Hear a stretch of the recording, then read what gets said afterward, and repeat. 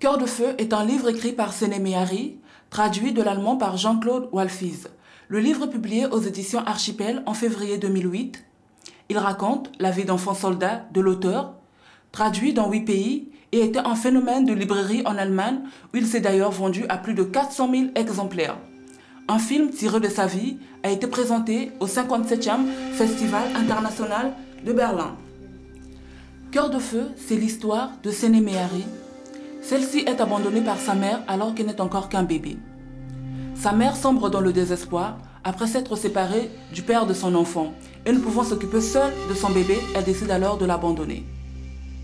Elle passe ses premières années dans un orphelinat où sa naïveté lui permet de survivre aux abominations d'hommes.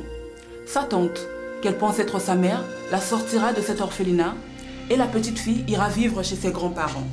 Ceux-ci lui donneront beaucoup d'affection et cette période sera d'ailleurs la plus belle de son enfance et peut-être même de sa vie. J'emmenais quelquefois les animaux dans la prairie, les vaches, les chèvres et les poules ne restant dans leur minuscule étable que la nuit.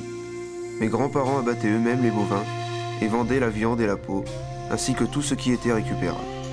Nous avions aussi un chien et un chat, et j'avais décidé qu'ils m'appartenaient. Les autres ne s'intéressaient pas à eux, et ne firent aucune difficulté à ce propos. Je puis ainsi affirmer en mon âme et conscience qu'ils étaient mon chien et mon chat.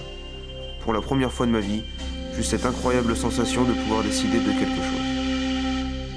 Elle part ensuite vivre chez son père, où violence, humiliation et privation marqueront son quotidien. Elle sera la proie favorite de son père et sera battue la plupart du temps par celui-ci.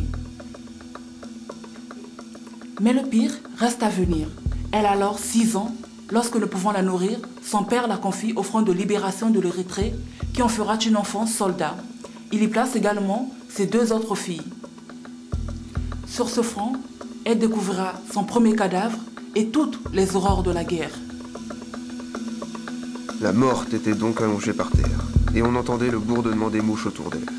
Je me penchai pour observer son visage. Je ne la connaissais pas. Un de ses yeux était à demi ouvert et sa pupille était très blanche. Je frappai des mains au-dessus de son visage, comme je faisais toujours quand je ne pouvais plus supporter quelque chose. Puis je me mis à hurler et à m'enfuir.